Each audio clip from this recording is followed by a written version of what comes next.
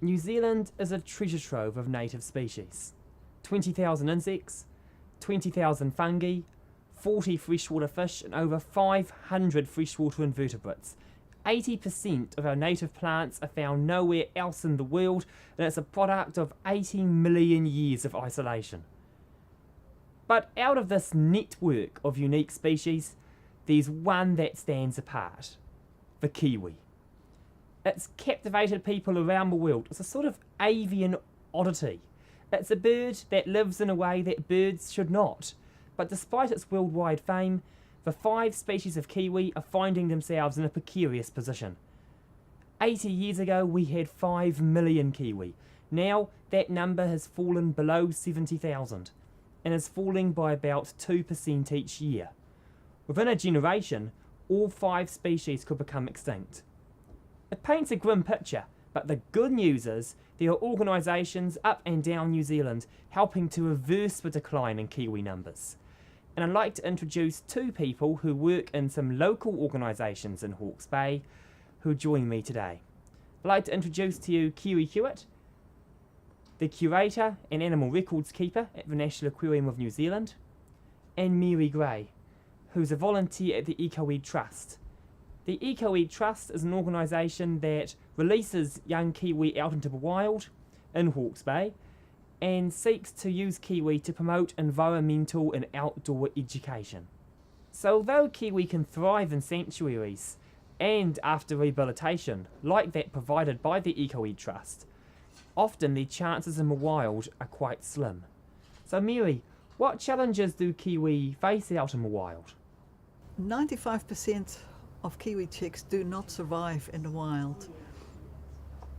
60% get killed by stoats. So stoats are our main predator. And then the other 35% gets killed by cats, dogs, ferrets, possums. So predators is definitely the main concern, and that because only 5% survive, and that is not sufficient to replace the living population now, it's certainly not to increase the population.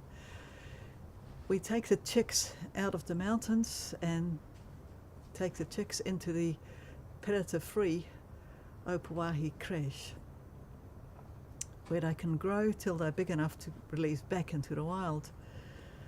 And unlike what some people believe, that the bird is rather timid, as Jake has already alluded, they're quite feisty, very strong legs, and they can fight off a stoat by the time they're 800 gram to a kilo.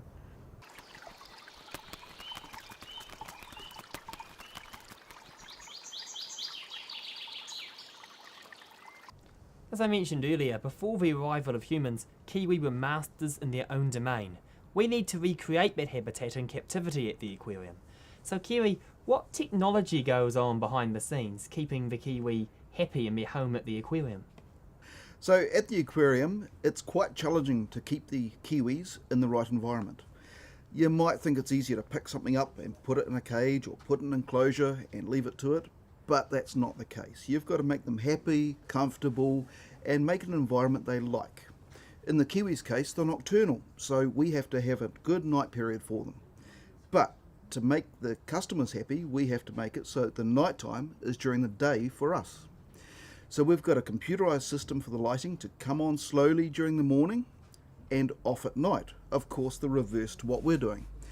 But also, because we've got warmer temperatures in the summer, we've got to cool it down so that it's more to the environment they like up in the bush.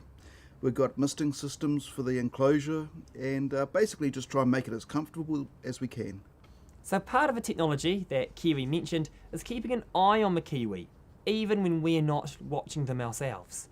And that means we set up a range of cameras to monitor them, sort of like the kiwi version of a Big Brother house.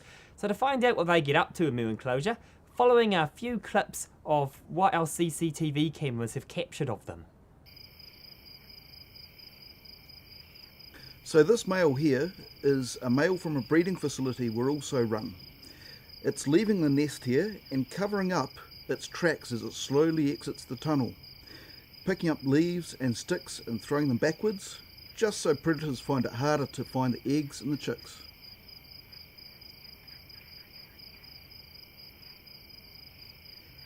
And here you can see the male squeezing back into the tunnel to get in and look after the egg again. The tunnels are quite tight, so they're easier to defend against any predators, stoats, anything like that trying to get in. Here we've got a young chick exploring its new enclosure and seeing what's what. This is its 4th day in this enclosure and it's only about 2 weeks old.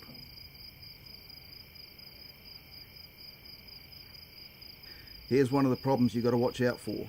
This is a cat, one of the prime predators.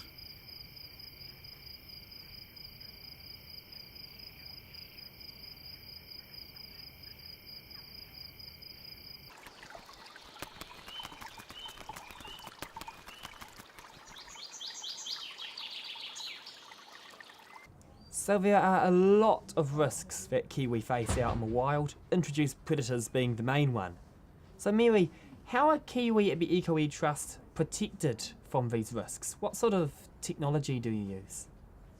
The only kiwi we can protect are the chicks that are in the open wide crèche with a predator-proof fence around them. The kiwi in the wild really have no protection as such. They fight for themselves. And we do have a few traps out in the Kawekas, but they're few and far between. We really need some more, and we probably need different technology eventually to protect our kiwi. So the Kawekas are a very, very large place indeed. So keeping track of all the kiwi out there would be a massive, massive undertaking. So Mary, how do you keep track of all these kiwi out in the wild?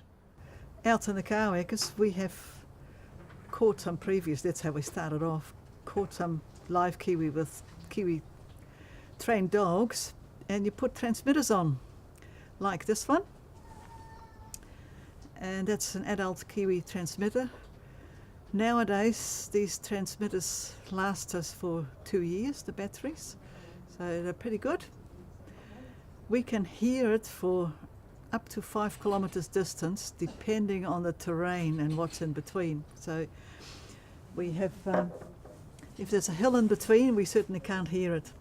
If it's hidden in a gully, and if we get to gullies, it is quite a big job because we don't know which side of the gully it is on till you get very close, and they can be pretty difficult to cross again. And we follow the transmitters with this gear. So the transmitters are like little radio stations, and we can pick up a signal through here, and then you have to point it to the loudest, where you can hear it the loudest, and that's where you find the kiwi. And I've got it back to front. That would certainly give you the wrong direction. But it's still quite a job. It's not that accurate. We aim at taking chicks out of the nest at 10 days old. These transmitters are very clever indeed. The technology in them is amazing. From our 5 kilometre distance, on a high point, when we climb up there, we can hear probably a few kiwi from the same spot. And we only put them on the males because the males are the birds that sit on the nest. They hatch the eggs. We know the transmitter will tell us if the kiwi is nesting or not nesting, or if the transmitter is dropped off. It'll tell us how long he's been sitting on the nest, when the first chick hatched. It'll tell us what time he got up the night before and how long for, because he'll get out to eat about 3 to 4 hours every night and go back to warm the eggs up again. That's all hidden in this. It's all based on movement. So we can tell when the chick has been born 10 days ago. And then we go into the nest and get the chicks.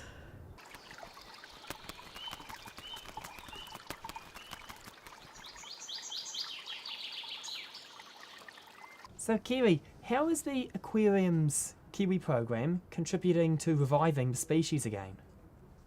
We are trying to help the kiwi conservation effort with a number of aspects. For a start, we're displaying kiwi. We have over 100,000 people a year come through the aquarium, so we're able to educate these people about the uniqueness of the kiwi, to tell them about the threats, just put a good advocacy message across. We also help with kiwi aversion training, so we have a dog trainer that comes up and he trains the dogs to not like kiwis basically. So if anyone goes into the bush, it takes their dog into the bush for hunting, for just enjoying tramps or anything like that, you really need to have your dog aversion trained. We are currently managing a centre that is looking at breeding and managing kiwis and also helping with any health issues that might arise.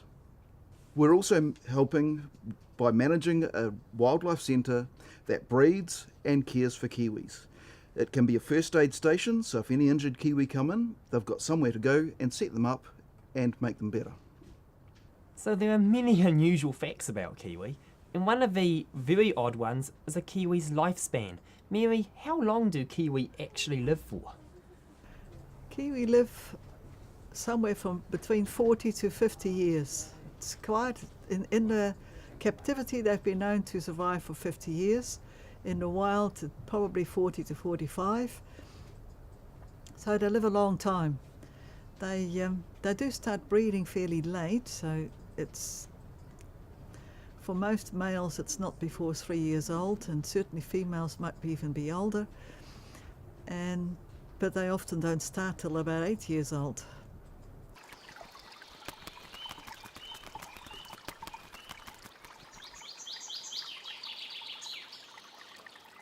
All the visitors I meet coming through the aquarium are really intrigued about kiwi, and there's one question in particular I get asked a lot.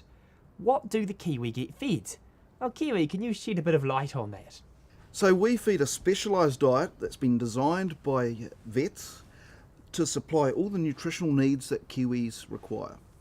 We are feeding a mixture of beef and oxheart with added vitamins and minerals called a premix, along with some specialised oils and vegetables, including peas, corn, broccoli, zucchini.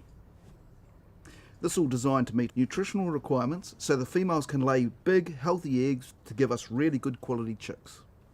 So, Mary, out of 10,000 species of birds out there, what makes kiwi so unique? Right, kiwis are sometimes called an honorary mammal, and that's because they actually have some mammal-like features. Among these is the big legs. They've got big strong legs because they do a lot of walking, and they actually have marrow inside the leg bones, which is unusual for birds because it makes them heavy, and we know kiwi don't fly. So they also have whiskers on their face, and they do have the nostrils at the end of the bill, and kiwi can smell. So they can smell for their food, they can do so on the ground, and they're very sensitive. They've got very sensitive ears. They also feel vibrations underground, so that's how they find their food.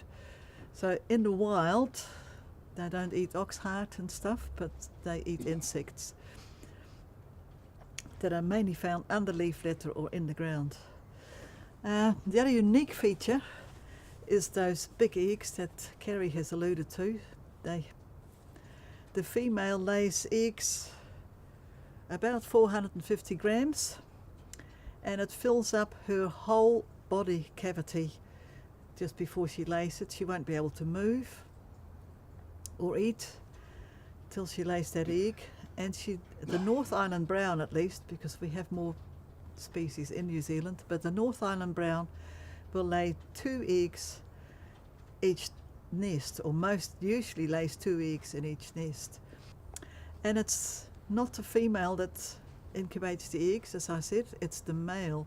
By the time she has laid these 2 humongous eggs, which is about 1/4 to 1/5 of her body size, she really has done enough and she can't do any more.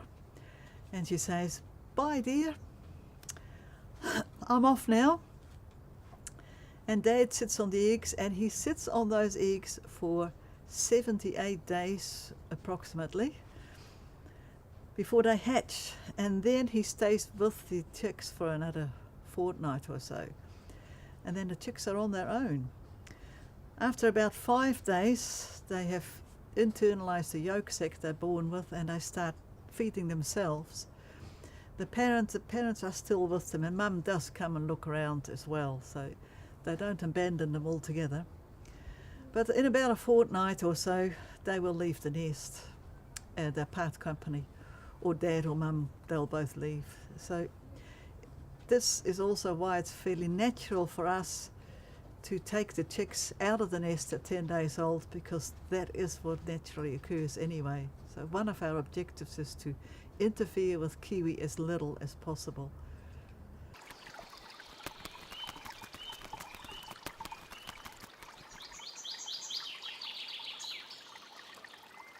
So Mary, one last question for you. What are some ways that viewers at home can get involved and help with kiwi conservation? Yeah, Jake, thank you for that. But there are a few things people can do. One is, as mentioned before, Kerry mentioned about dog training. Dogs kill kiwi real easily. Kiwis are strong on the legs and have big claws, but they don't fly, and they have very weak chest muscles, and dogs can virtually kill a kiwi by just pushing it over. They're quite weak in the chest, and dogs will kill kiwi. Any dog can kill kiwi. The other thing is raising money. Kiwis for Kiwi have a website, and so does EcoEd, and you can donate money to either or both. And the money is used for transmitters mainly. So buying transmitters, they cost us a lot of money. It's $300-400 per transmitter. As I said, the adults now last 2 years, but the chicks transmitters, and we do need to put them on the chicks in the crate, otherwise we can't find them again. They only last 6 months. And so that's, if we have 20 chicks in the crate, that's a lot of money. We follow about 50 kiwis in the kawakas, so that's a lot of kiwi. That's a lot of walking. And the other thing you can do, even in town, trap on your section, trap for rats or any predator. The less predator we have, the better, no matter where. Or you could sponsor traps, or in the kawakas or any. Perhaps you might need to ask permission. Some of our traps are screwed down so you can't open them, but there is a on Kiwis for Kiwi website, there it will show you how to set and clear traps safely. So anyone could do that and start with that at home, or even as a volunteer. You can register as a volunteer and come in and help us with trapping. So that brings us to our final question. Why a program called Sea Hawke's Bay is doing an episode on kiwi conservation? Well, kiwi aren't quite the landlubbers that you might assume them to be. Sometimes they can wade in a river to find freshwater crayfish to eat, and in Stewart Island, some kiwi population, they like to scuttle along the seashore searching for sandhoppers washed up amongst the seaweed. But to be honest, the real reason is any link is good enough to highlight kiwi conservation in Hawke's Bay, as kiwi certainly need our help and protection. I'd like to thank the guests, Kerry and Mary, for coming in and answering the questions. I'd like to thank the Napier City Library for kindly allowing us to use their rooms for this broadcast, and the viewers at home as well for tuning in and taking part in Kiwi for Kiwi's Save Kiwi Month, which is in October each year. And I hope to talk to you again on Sea Hawke's Bay. Thank you.